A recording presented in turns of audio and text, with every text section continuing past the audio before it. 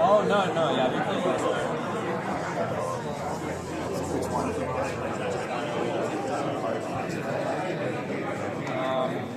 Just like... Hi. Sorry, I'm so blinded. The Powerhouse acknowledges traditional custodians of the ancestral homelands upon which we are situated. We respect their elders past, present and future, and recognise their continuous connection to country. Thank you all for coming to Old Games Features. I am Chloe Appleby, the Games Curator at the Powerhouse Museum, and I'm excited to introduce our speakers for tonight. Before we begin, Old Games is Sydney's Games Festival. It's presented by the Powerhouse Museum and spotlights the Australian games community seeking to broaden access, reduce barriers and bring diverse voices into the space. As part of the National Games Calendar, the festival brings communities together, provides a platform for developers to showcase their work, and fosters a new relationship between the city, the venue, and its creative community. I'd like to thank our partners, the City of Parramatta, Screen Australia, Screen New South Wales, SAE University College, and Landfall Publishing, as well as our program partners, Riverside Live at 5, Riot Games, Arts and Cultural Exchange Parramatta, and the Australian Production Designers Guild, Serenade, and Made in the West. Now for the part you've been waiting for. I get to introduce your fabulous speakers for tonight. Alanah Pearce is a US-based Australian-born writer, producer, content creator, voice actor, and media personality who shared her passion for video games and pop culture internationally for more than a decade. Shuhei Yoshida is a Sony veteran and renowned software developer from Tokyo, Japan, and is one of the original members of the Sony PlayStation project. The former president of, oh my goodness. Shuhei is the former president of Sony Interactive Entertainment and is now currently running his own indie publishing business, Yosef Inc. I'd like to invite to the stage Alanah and Shu.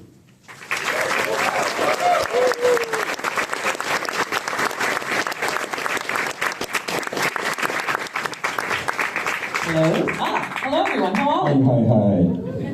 How are you guys doing? Yeah, it's really hard to see. No. You can't see anyone. You can just kind of see some white shirts. There's some stripes over there. You really can't see anything. I assume you're all beautiful. Oh my God!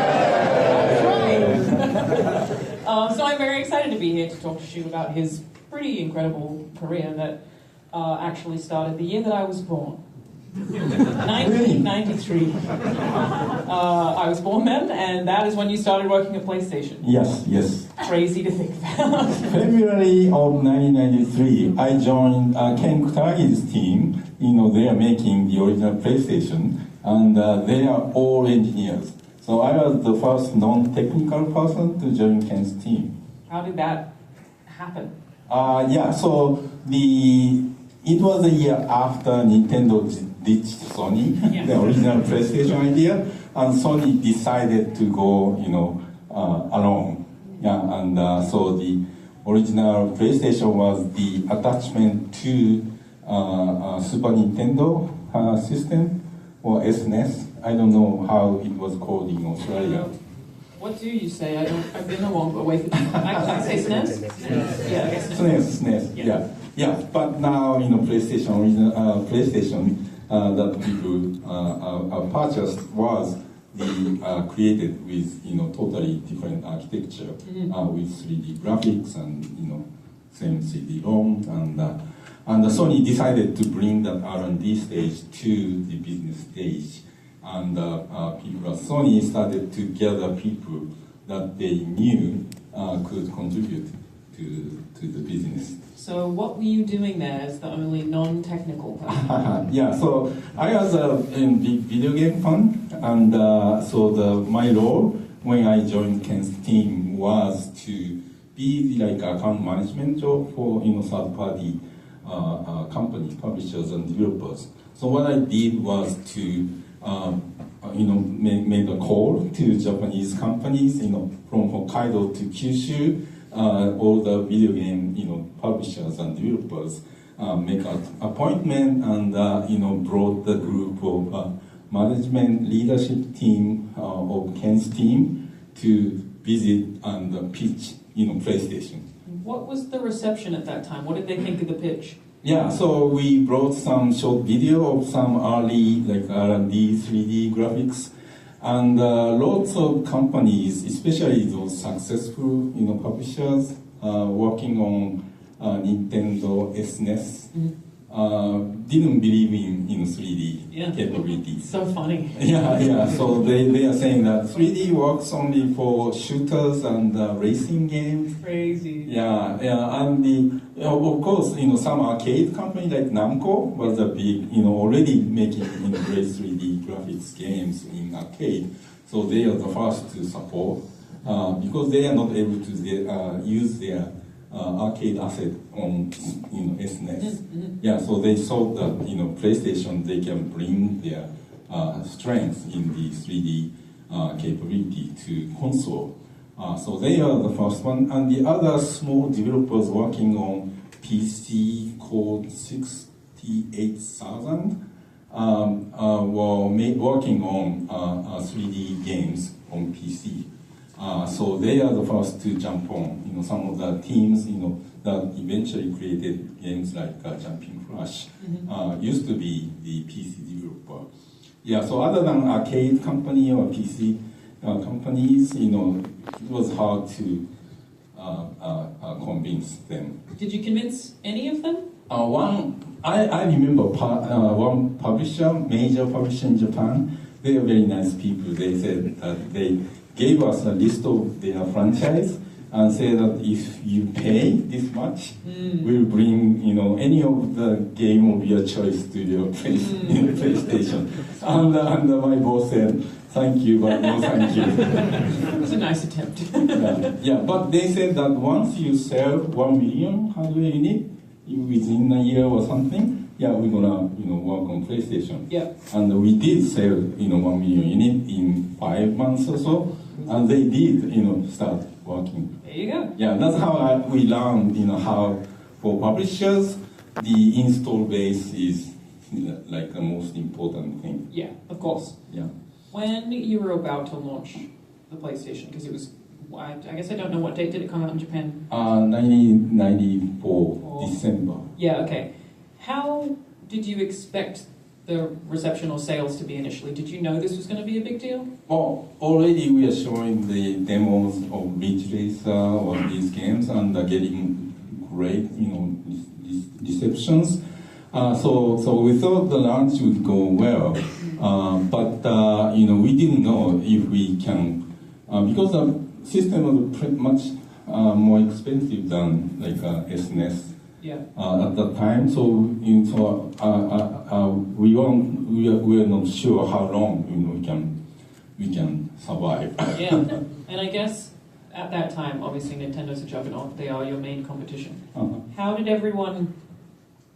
often did you think about Nintendo's strategy at the same time? Were you actively competing with Nintendo at all times, or were you just not thinking about them? Well, we are new to the industry, right? Yeah. So when we visited these video game publishers for the first time, they are like they had seen other consumer electronics companies coming into video games and release something and left the industry. Yeah. So they are telling us, video game industry is different from your electronics industry, so it's not easy. Yeah. So we are learning a lot. Everything we heard from publishers and developers, we are trying to educate ourselves. Yeah. Yeah. So the any input, good input, we really appreciate it, and because consumer electronics had at that time had a higher penetration to home. Like everybody had TV, right? Yeah. And more than half the household had like a video deck of that time or like that. So, but the video game was considered like a kids play, toys. So our initial management was thinking how we can elevate video game from the toy to make it like an entertainment adults can also enjoy. So that really helped position, especially marketing standpoint, to target matured audience with higher graphics and CD quality music. Yeah. To convince that video games not just for kids. And some of those early PlayStation ads, I don't know if you guys have seen them, they're really funny. Some of them are so explicitly sexual. It's a really funny era. Especially coming from Europe. Yeah, definitely, yeah. It was very funny. So, throughout the early years of PlayStation, I guess throughout your whole career, you only left recently, how often were you looking at what Nintendo was doing, especially as they kind of went even more family-friendly? Like, how often were you considering the moves they were making, considering that they sort of started video game consoles? Well, after a few years launch, in terms of coming up with platform strategy, like a business structure with the game publishers. Yeah, we just copied in Nintendo style. Works pretty well. Yeah, well, yeah, and Sega did the same pretty much. That we made a closed system. The publisher needed to sign the contract, and they had to submit. Sony doesn't do it anymore. The publisher had to submit the planning before they bring the game to PlayStation, and they needed approval at the beginning of the project and at the very end, which they still do, like a certification, to not to flood the market with the like a cheaply made game that Atari did really badly. So we learned from Nintendo that Nintendo, I think they still have a group, the company, to evaluate games in development from third party. Yeah, so we kind of set up the similar group to help third party companies to come in, and we kind of gather the consumers to come in and test play and get them to give score. It's like mock review, to kind of evaluate and give feedback. Yes. So that they can improve the game. Yeah, so there are a lot that we learned from Nintendo. And personally, I moved from third-party role to game production after a few years. And my first project was Crash Bandicoot.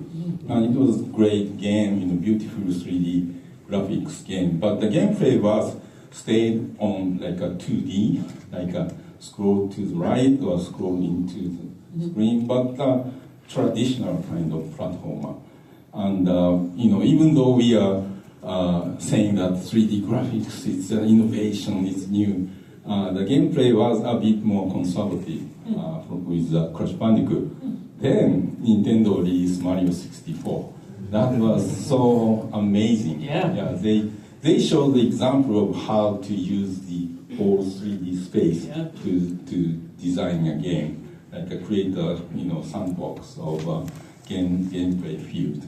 So that was shocking in a great way, and we learned a lot. Yeah, so Nintendo's creative control or polish the game that we hear that they allow the team to spend long time, even external developers, and they keep funding game until the game is polished. It's still incredible. I mean, the games are so well optimized, file sizes are tiny, almost no bugs. Like, they're still really good at that. Yeah. So that's what I really respect and admire.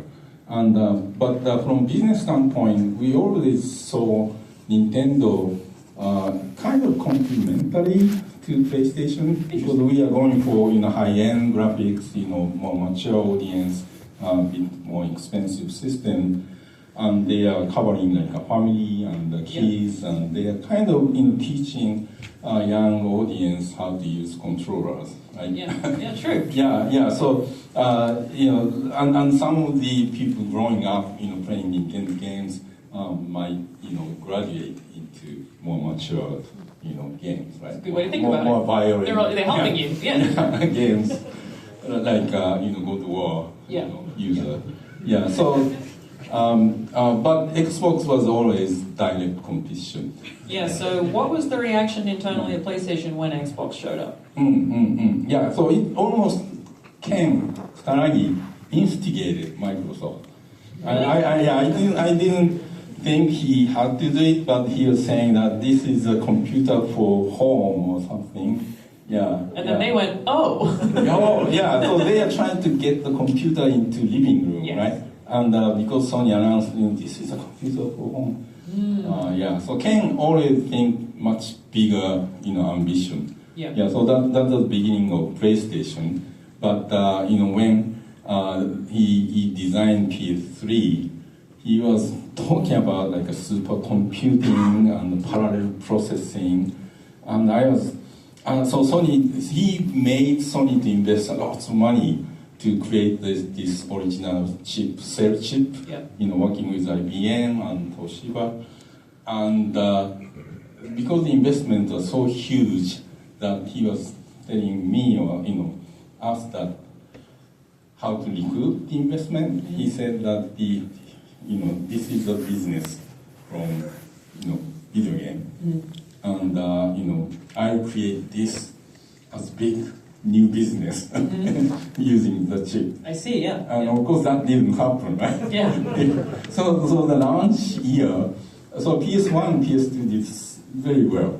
But the launch year of PS3, Sony Computer Entertainment lost $1 billion negative. Crazy. And the second year, because we produced more hardware, lost $2 billion. And I was part of management and looking at these numbers, I thought, we are finished. No more. But luckily, during these years, Sony, parent company, had a huge hit with the Vega TV. That's a big screen, like it was tube still, but a really flat screen. Yeah. That was a global hit and brought in lots of profit. So to they the could kind of company. take the loss. Yeah. That covered up the PlayStation loss. Crazy. Yeah, so we survived. Yeah, thankfully, yeah.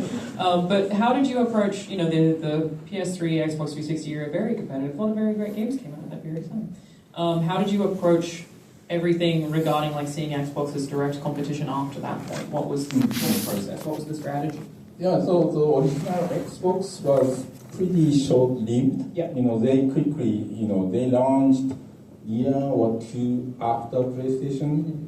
Then they, ditched it and launched Xbox 360 1 year before PS3. Yeah. Yeah, so that was amazing, because the 360 was well-designed, system, except that... Red Ring, yeah. Yeah. But in terms of making games, developers had, easier time compared to, PS3 was supposed to be supercomputing. And I was amazed at the launch year of PS3, 2006. It was a year after the launch of Xbox 360. I went to E3, and because I was running game development for the US, so we brought games to E3, like Resistance for Man, from Insomniac and a couple other games. But there are very few third-party games on the show floor on PS3. I was amazed what's going on. And I learned that the third-party companies who worked on 360s, of course, they thought that they already have next-gen, engine working, right? So, they thought that they can just easily port their tech to PS3, but it didn't work like that. Yeah, so it was shocking to see small number of games from third-party at the launch of PS3, and the games launched multi-platform between 360 and PS3. The first couple of years, 360 games tended to perform better. Even though PS3 was supposed to be, better hardware. In Australia, I think that Piano finished PS3 was like $900 or something. Yeah. It was really, really expensive. $900. It was bad. Number. How dare you? It was 600 in the US. Yeah, I mean, it came down, but... Yeah, 600 was, beyond belief. Yeah, Yeah, very expensive. With that price, we managed to lose $1 billion. Crazy. Yeah, because of the investment. Yeah. Wild. Yeah, and the recruitment from other new business didn't happen. Yes. So PS3 comes out and is not an instant success, to say the least. What was the thought internally at PlayStation after that happened? Yeah. So quickly, Ken moved on from PlayStation, and Kaz Hirai from the US, he was the president of SCE America, brought in to succeed Ken. And what Kaz did was, he started the project. He's very, positive kind of, encouraging kind of manager. So we had a very popular franchise, called Everybody's Golf, and he named this initiative Everybody's Turnaround, meaning all cost-cutting measure, right? Yeah. It's really hard, and included some, probably layoff or something. But he turned around, naming it from the popular franchise. Funny. Yeah, and he managed to do it. Yeah. In the end, PS3 was making money. Yeah. Yeah, hardware team made such a, they cut some features that were not necessary from the PS3. But in the end, the PS3 was making money from hardware, and the install base, I think, caught up with 360 at the end. And I was working on the first-party games, and during that time, we started many big franchises. Yes. Yeah. It's going to be my next question. Is like, when you think about that 360 era, this is crazy to think about now. Mass Effect was an Xbox 360 exclusive. It's so Bioshock. It's crazy to think about the exclusives that they have. PS3 did get good exclusives and first-party games further towards the end of the life cycle. So at this point in time, you were working directly with video game developers. How are you choosing which franchises are worth investing in and what you think is right for the PlayStation brand?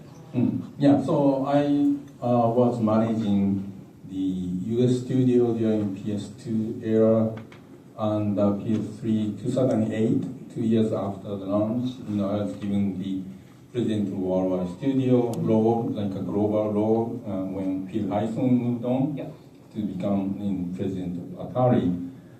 So I had this much money from the company every year budget process, and I have studios globally, US, Europe, and Japan, and they have project ongoing, and they have new project promoting, and so my role was to allocate fund. So which games to fund, and there's always more ideas, right? there are more projects. More ideas than money. Yeah. So I had to work with the studio management members to kind of prioritize the project. And what I tried to make sure was, company and also supported that we were big fan of working on new IP, new ideas. What happened? So the whole industry. Yeah, it's true. Yeah, the whole industry happened. So I tried to make sure we spend half the money that I had on existing franchise, doing sequel, and the other half work on new IP. Yeah. And so how were you picking what is the right new IP to go for? So there are new proposal coming from studios and external developers. And of course we looked at the potential, the ideas in the proposal and the background of the team and what they have accomplished before.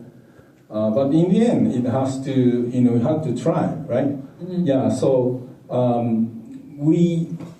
I think I canceled so many games that we did it before we announced it, so no one knows. But it's we really tried many games, and year after or so we see the progress and decide if we continue or change course or working on. And when we stop project, it's better to stop early, right? Sure. Before the team spend lots of time and lots of energy. Canceling the game after 3 years or 4 years is so hard, so bad, right? So we try to make decisions much earlier than that. In my time, so I did game development until the end of PS4. During my time, I canceled 2 projects that each team spent $25 million. These were the biggest. How do you make that kind of call? That was hard. Yeah. So from accounting standpoint, we didn't capitalize any investment. Yeah. So it's a technical thing that many publishers spend money on the project, but they do not expense it. They put in the asset. Interesting. To match. So when the game comes out, they subtract the money they spend. To match the revenue and the spend. Yeah, okay. And that kind of makes sense. Yeah. But I didn't want to do that because because we might cancel any project, right? So I don't want to have this money on the asset side. It's like a time bomb. Waiting to explode. Right? Yeah. So in my time, I expensed everything. And even successful, we knew games like God of War, Uncharted, sequel will be successful. Right? So we technically the company could have put into the asset, but I didn't want to do that. Appreciate that. Yeah. We just got a question from the audience. By the way, if you guys see the QR code, you can scan it, and I will be texted questions that you're asking, which is a great question. This person asked, "Do you think that AAA games have gotten too big?" Oh yeah, absolutely. I characterize my life and career such a lucky. All the things that happened are so lucky that. So during PS4 days, even toward the end of PS4, somehow I felt very strangely that the more I spent money on a project, the safer I felt. Because big games, people wanted bigger world and better graphics, and the number of big games being made in the industry became smaller because each title became more expensive and more take time, and the mid-range publishers kind of disappeared. Yeah. So each game AAA became larger to invest, but because number of games released in a year was smaller, so each game was getting more number sales, high sales. That makes sense. During PS1 era, selling 1 million units was amazing. Yeah. A huge hit. Congratulations. But PS3, PS4, the recruitment went up.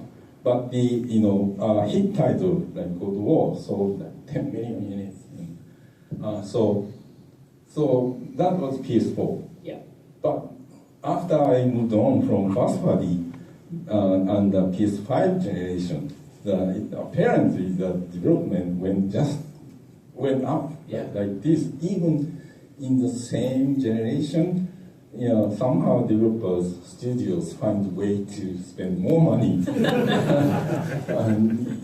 There are some numbers, leaked or talked about in the industry.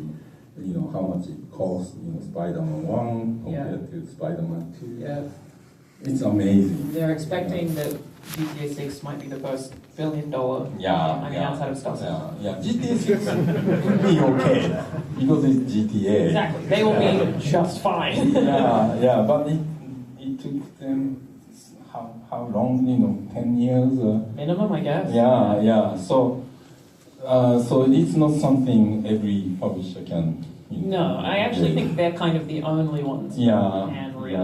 Shortcuts fund everything that they do. So PS5 generation, I feel very sorry for everyone involved in working in such a big title for a long time, and sometimes game doesn't even get released, right? So it's really tough. But because I'm immersed in indie side, indie side is amazing, Yeah. exciting. Every amazing games come out, from nowhere. Yeah. And the new developers, like I was watching in the Basso show this morning, and it feels like more than half the nominees are indies these days. Do you count Expedition 33 as an indie game? Yeah. It's published by Kepler, Yeah. and it has, to me, game that has indie spirit. It does. That's Is true. an indie game. Yeah, fair. If the spirit's there. Yeah, but I know that they are a bit embarrassed, to get. It was still a pretty big budget game, but it's such a funny talking Yeah. Like, what is Indies indie? can be single, solo developer lot, to right? like up to like a 50-person team. Yeah, I As think that long makes as- the most sense. Yeah. In that period of time when you were working with first and third parties, Yeah. the way you were talking about Super Mario 64 earlier, Mm. you saw it, you went, whoa. Is there any Yeah. game that stands out to you that in that time of PlayStation that you saw it as a PlayStation title and you just had your mind blown? In my days, Yeah, like if you were presented a game while you were working at PlayStation that had the same effect on you. oh yeah, like my Mario 64. Yeah, there are many games that was amazing. When I get asked the question, what game I'm most proud of being involved is, I always say Journey. Yeah. It's such a small team, young people Yeah.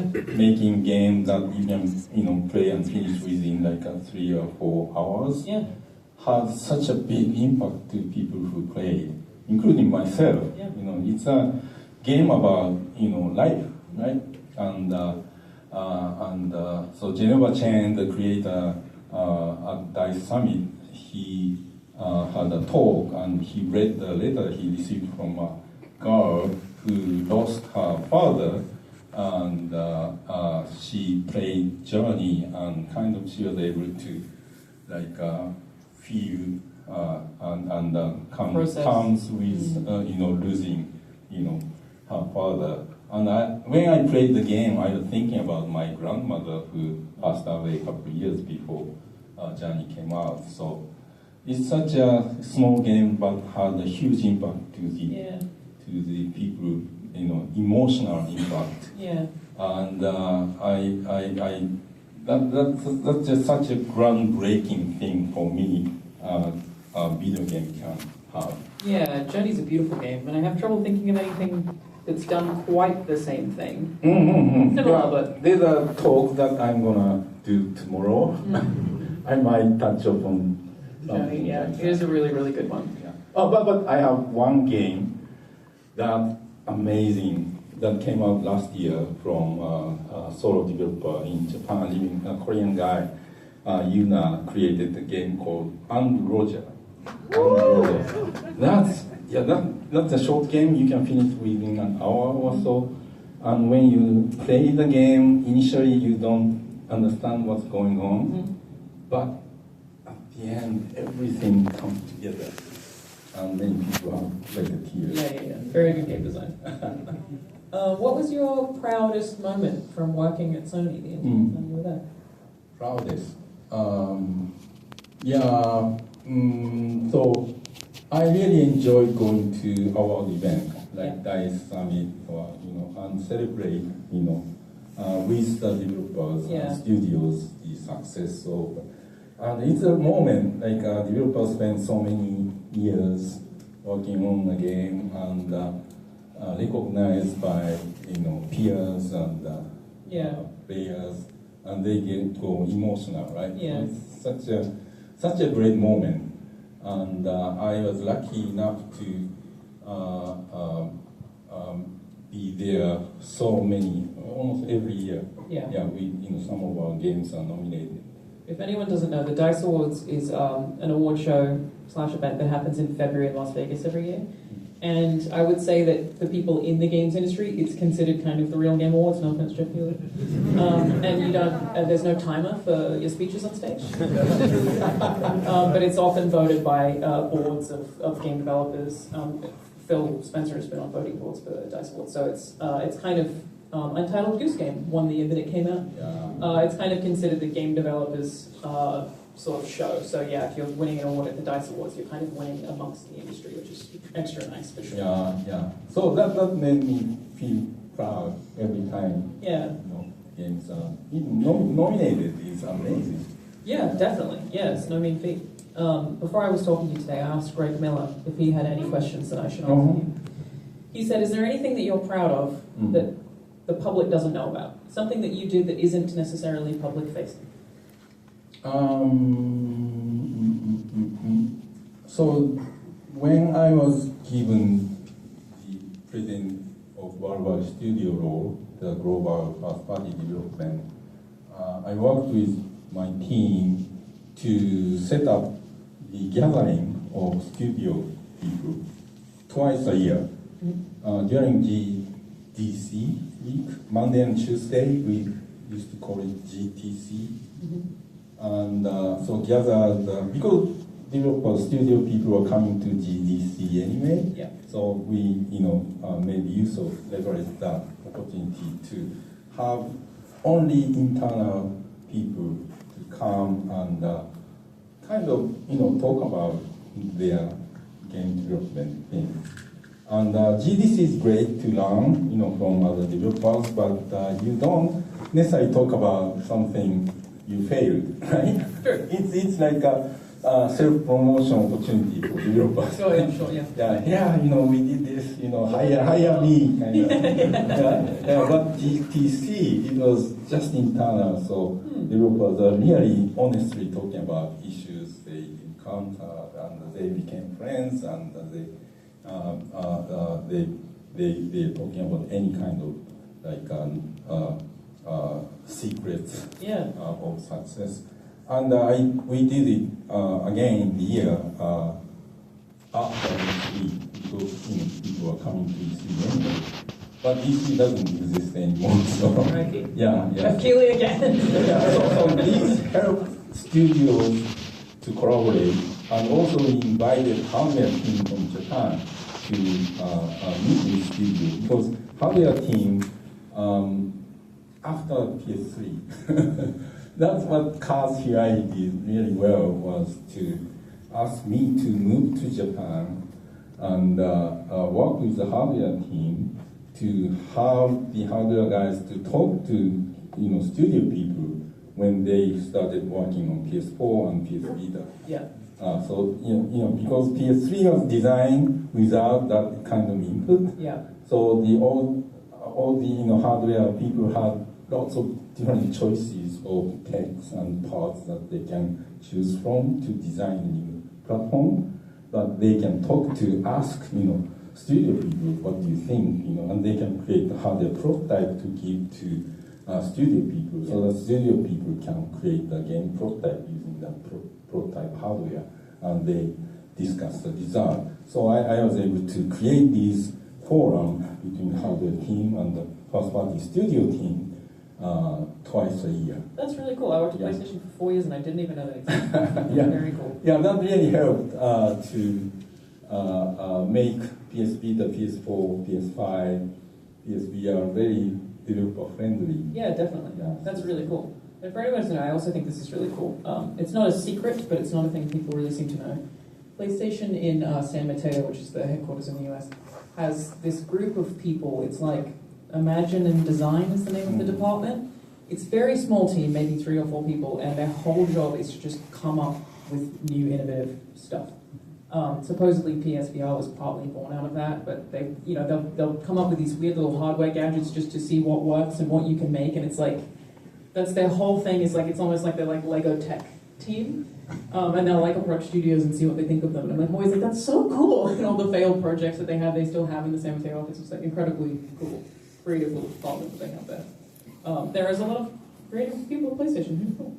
Yeah, so that kind of collaborative culture. I think I'm proud I contributed. Yeah, that's very, very cool. You should be. What's your proudest game launch? Proudest game launch. Yeah. So I started as producer during PS1 days. So I was producer for Crash Bandicoot, Ape Escape, then Dragoon, and I couldn't finish, but I started Eco, the data science game. So because I was producer, I was hands-on with these games. So I think I was proud of these games because I was more involved day-to-day development. After PS2, I became, a bit higher. Yeah. Yeah. So I was just approving budget or canceling projects. Every time I cancel a project, I tried to convince and talk to the studio people that I don't want you to be stuck with this project for another 2 years. Just to have a not doing this project, helps us to do something new. Yeah. But Eco, that's a great game to have. Yeah. And talking about Eco, so Eco was finished by my friend, Kobayashi-san, another producer, because I moved from Japan to US. Yeah. And Shadow of the Colossus was also, produced by my friend. Mm-hmm. But when I became the president of our studio, I became responsible for all, global development. So I became responsible for Last Guardian as well. And Last Guardian started on PS3, we announced and people loved it, but the game didn't perform on PS3, like 10 frame or 15 frame. And the team was struggling, and we decided to move it to PS4. So it took like 10 years. Yeah, it was 12 years total, wasn't it? Yeah, something Crazy. like that. Yeah, so if it were like other publishers, maybe didn't stop. It's true, you didn't cancel that one. Yeah. I felt that this game has to be finished and delivered to people who are waiting. Yeah, especially coming from such an iconic team that also not only shaped a lot of players but inspired a lot of game developers. It's a really important studio for sure. Made some really important games. Yeah. Thank you for not cancelling that one. I appreciate that. It came out, it was beautiful. Yeah. What's the biggest challenge that you think you faced in your career? Challenge. Personally, I moved from Japan to US at the beginning of PS2 generation. It was same between Japan and US that PlayStation was the first hardware we worked on, right? And we are working on game like Crash Bandicoot and these games almost released every year. Yeah. So we are thinking kind of similar way. Once we finish the last PS1 game, let's start making PS2 game. Yeah. but working on new tech and a much more powerful system, it doesn't work like that, right? Yeah, so what I did was in Japan, we released Ape Escape in June of 1999, and the PS2 launch in Japan was March of 2000. So we had like 9 months between. So I broke up the Ape Escape team into 3 and asked them to come up with a really small project to still make the launch. And one of the teams made a fireworks game called Fantavision. So that's a beautiful puzzle game. You let the firework spark. So made the launch, but we are criticized that from first party we have PlayStation had only Fantavision. But to me, I managed to launch it. Yeah, other producers didn't do it. And when I moved to the US, I realized the US teams are in a similar situation. So they are working on PS1 games until toward the end. And we are going to launch PS2 in October of 2000. And on PS1, US studios have very strong lineup of sports games called 989 Sports. Was competing with EA Sports pretty well. However, EA was also working on PC, so they've been working on more powerful system during the PS1 era.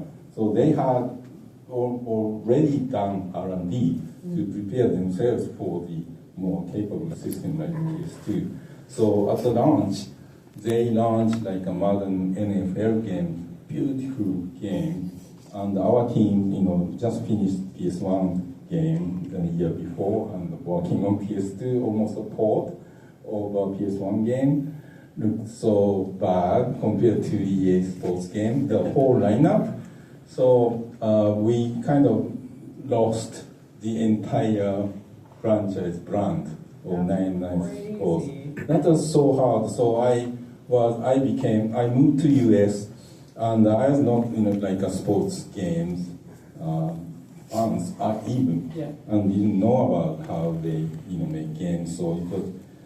So I felt like probably we should stop releasing like this year and let the team to spend another year to.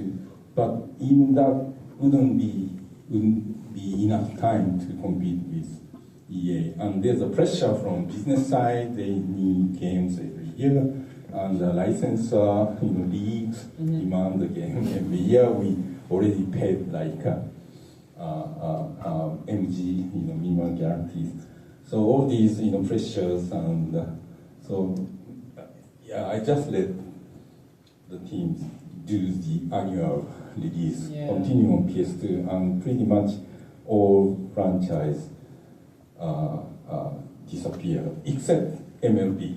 MLB is a show, that's a beautiful game. So, because sports game became so complex and such a data-driven, game that nowadays only one game survived per sport almost. I mean, and EA is very good at that. Yeah. So EA, NFL and football, and Take-Two, basketball. Yeah, 2K, and PlayStation has a baseball game. Yeah, that is funny. I've never thought about it before. That you're right. That only one sport game can kind of exist. Like Even licensor wanted multiple games, but other teams cannot compete. Do you think that part of the success of MLB is related to, like the show, is related to how popular baseball is in Japan? No. It's successful in the US. In the US as well, I see. And it's so interesting. The MLB team was the one who failed to launch on PS2. They were not able to release game. They are releasing PS1 MLB game every year, but they missed first 2 years. The most important ones. However, that they are doing all these necessary, probably, building that ground. That led to eventual success of MLB the show. Or I guess sometimes slowing down is the right option. This is a really good question that I really like. Because we kind of touched on you weren't really into sports games, but obviously they're a huge thing. So that launch time of PS2 when I moved to the US, that was the hardest time. Do you remember what game that you played that originally made you fall in love with video games? What was the first game that made you really love video games? The first games I played was the arcade game. When these tabletop games came in, like Pac-Man or Invader games or Space Invaders, or so these games. But in terms of the game I really loved was the Dragon Quest 3. RPG game. That was amazing game. I felt like doing all these adventure. I was a big RPG game fan on NES and SNES days. Mine was Banjo-Kazooie. All Pokemon Yellow maybe, but mostly Banjo-Kazooie. Banjo-Kazooie. I really love that game. It was a great game. Very good game. I think this is a good question too. Sorry. How do indie games in Japan differ from indie games here? And do you have any opinion on what makes independent games uniquely Australian? Australian game. I'm a big fan of Australian indie games. There are many creative games coming from Australia, and I visited Melbourne International Games Week twice in 2022 and 24, and it's such a great week, packed full of great events. And I learned the secret of success of these indie community in Australia is big support from government. Yeah. You're talking about both state and federal support, and especially these times, very difficult time in the industry, the publishers are hesitant to invest. The developers in Australia can stay small and keep working on their core games with government funding. That really helps, and because they support like a big screen, support like people right out of college, and help them try on new ideas and teach them how to set up a company and become able to present to publishers. That's the most important thing the government can do to help support the early prototype. Yeah. Because publishers demand the, bring in playable, right? Yeah. But the developers don't have money to make it playable. Yeah. So I think that's a secret of success of really creative games coming from this country. Yeah. And you talked about. Oh, by the way, today, in the morning I played games on display. I really liked the game called Internship. It looks so amazing, and I played, and it was so fun. I wanted to continue to play. So it was made by very small team like this.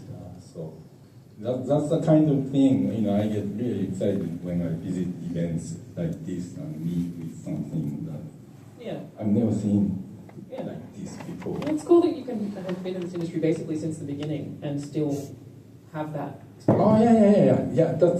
That's amazing. The game like Blueprints last year. Oh my God, I love it. Yeah, that kind of game never existed before, right? Some 2D games, technically that could have been made like 20 years ago, are still being invented these days. Yeah. And sometimes by a solo developer. Yeah. So that's such an amazing thing. What's great about indie games is indie games get the best game of the year, right? Not best indie game of the year, almost every year, right? But there's an indie film or indie music, but they don't get Oscar or Grammy, right? Yeah. It's just video game. That the power of interactivity. That really levels the playing field. Yeah, like one person creating like a Baratro, sells millions. Yeah, that happens. The saying that I really like in the industry is you are only as good as your last game. Yeah, meaning that you create an amazing game, but unless you continue to create great game, there's always new, star coming up. It's true, yeah. Especially last year, even the games that got nominated for Indie Game of the Year at the Game Awards were all so good. Yeah. Like the fact that Dispatch is an indie game, Expedition 33 can be considered an indie game. It's an insane category. And Blueprints made by one person, took like 10 years.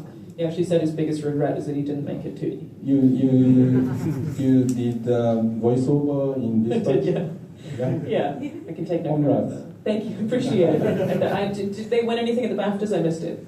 Two. OT. Best game design and best Art? No. Debut. Yeah. Animation. We'll take it. Yeah. 2 hours. Amazing. Yeah. We're almost out of time, so I think this is a really great question. I know, it went so fast. This is a really great question to leave you with, which is, what do you think indies need the most help with? Indie need. So I work with two publishers, Kepler Interactive and Fictions. Fictions is a new company formed by former Alanah Pearce Interactive people. They are great. Yeah, I've known them for a long time, and what they do is approach each project differently. Yeah, look at the project and talk to developers, and when they sign with the developer, they kind of fill in the gap that each team has, or they don't have. What the good publishers do is really customize their support to each project, and kind of help the developers to achieve their vision, or even encourage to suggest how about you are doing this, but if you do this, it's even more exciting, or more like something like an editor would do to writer, these catch-all of ideas. Yeah, so good publishers provide all these support. Of course they do marketing and PR and platform relations, reporting, QA. But what I see good publisher like Kepler and Fictions do well is to really participate in development, just like as a team, almost part of the development team, depend on what each developer needs.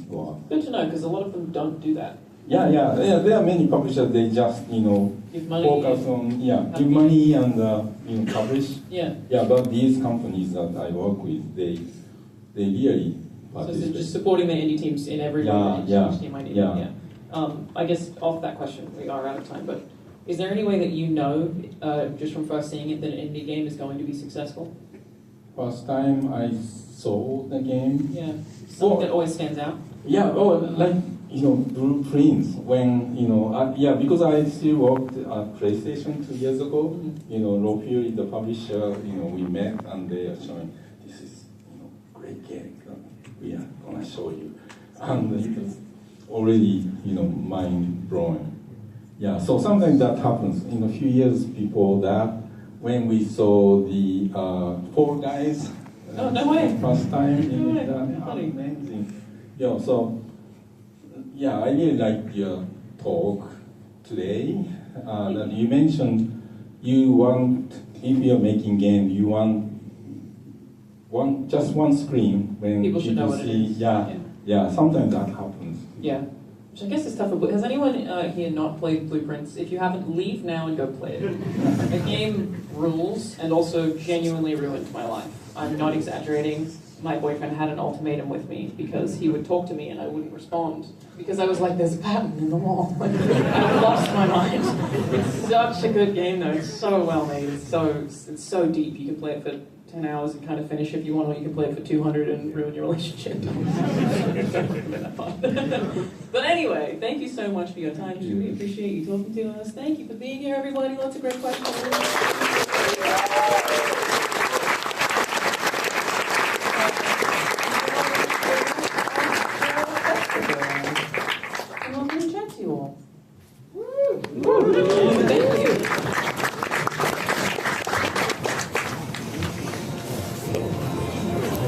I'm going straight to A.